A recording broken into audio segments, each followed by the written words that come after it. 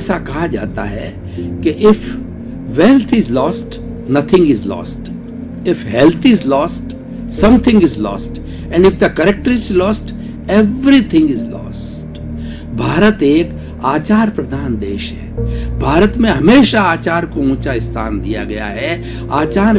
आचारवान व्यक्ति वो जो पूजनीय होता है, वंदनीय होता है, स्तुत्य होता है, वो सर्वत्र मान्य होता है, क्योंकि आचारवान व्यक्ति सत्यवादी होता है। आचारवान व्यक्ति किसी का शोषण नहीं करता, आचारवान व्यक्ति किसी को दुख नहीं देता, आचारवान व्यक्ति किसी के प्रति बुरा नहीं सोचता, आचारवान व्यक्ति संपूर्ण जगत की भलाई की बात सोचता है, क्योंकि आचार तत्व के अंदर ऐसी संभावनाएं होती है, ऐसी विशेषताएं होती है कि व्यक्ति गलत दिशा में नहीं जा सकता। इसीलिए आचार को महत्व दिया गया है। आज हम जो बात करने जाते हैं जैन दर्शन के अंदर आचार तत्व की बात करने जा रहे हैं। पूरे विश्व के अंदर 8 तरह के मुख्य धर्म हैं, और धर्म और वो दर्शन भी है। पहले धर्म और दर्शन एक ही हुआ करता था, लेकिन ज्यों-ज्यों धर्म का दायरा बढ़ा, धर्म और दर्शन ये दोनों अलग अलग कर दिए। दर्शन सिद्धांत है और धर्म एक जीवन जीने की पद्धति, एक मेथोडोलॉजी है, एक कार्यशैली है जिसके द्वारा जीवन जिया जाता है, और दर्शन उसका सिद्धांत होता है। तो पूरे विश्व के अंदर 8 तरह के धर्म है। कौन कौन से है? हिंदुइज्म, बुद्धिज्म, सिखिज्म, क्रिश्चियनिटी, इस्लाम, जुडाइज्म, जोरास्ट्रियन और क्रिश्चियनिटी।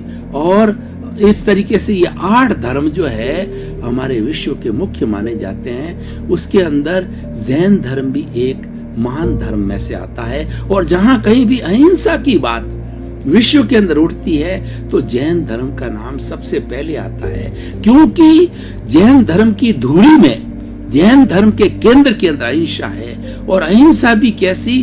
पूर्ण अहिंसा की बात। जैन धर्म जो बात करता है, हिंसा करनी नहीं, करवानी नहीं, अनुमोदनी नहीं, मन से नहीं, वचन से नहीं, काया से नहीं, 3 ये 9 कोटिक त्याग वाला अहिंसा धर्म है। और ये मात्र एक धर्म और सिद्धांत ही नहीं है, इसका जीवन जीने वाले आज भी भगवान महावीर को 2500 साल से अधिक हो चुका है। आज भी जैन धर्म के अंदर वो साधु साध्वी जीवन जी रहे हैं, और ये भगवान महावीर से निरंतरता चली आ रही है। जिसका जीवन जीने वाले सिद्धांत का मौजूद होते हैं, वह जीवन या वह सिद्धांत जो एलाइव होता है। इसीलिए भाई और बहनों, दर्शकगण, श्रोतागण, जैन दर्शन के अंदर आचार तत्व को सबसे प्रमुख स्थान दिया गया है, और कहा गया है सम्यक दर्शन ज्ञान चारित्राणी मोक्ष मार्ग। ट्रिपल ज्वेल्स की बात यहाँ कही गई है कि पहला ज्वेल ये एक राइट फेथ, दूसरा ज्वेल ये एक राइट नॉलेज, तीसरा ज्वेल ये कि राइट कंडक्ट। सम्यक दर्शन हमारी प्रथम सीढ़ी है। सम्यक दर्शन का अर्थ होता है right vision, right faith, right attitude, positive thinking, और जो जैसा है उसको वैसा स्वीकार करना। सत्य को जो है हम जो है वो सम्यक दर्शन कह सकते हैं कि वास्तविकता, व्हाट इज द रियलिटी, उस रियलिटी की तह के अंदर जाना वो सम्यक दर्शन कहलाता है। जब हम रियलिटी की तह के अंदर जाते हैं तो हमें एक दिशा मिलती है, और वो दिशा सही होती है। इसीलिए पहले अगर हमारा सम्यक दर्शन, हमारी राइट फेथ, हमारा राइट विजन, हमारी राइट बिलीफ, रॉन्ग बिलीफ से हट करके हम राइट बिलीफ के अंदर आ जाते हैं तो हमारी दिशा सही हो जाती है। और दिशा जहां सही होती है वहां दशा बिल्कुल ही सही होती है, क्योंकि दशा दिशा पर निर्भर करती है। इसीलिए सबसे पहले सम्यक दर्शन, उसके बाद में सम्यक ज्ञान।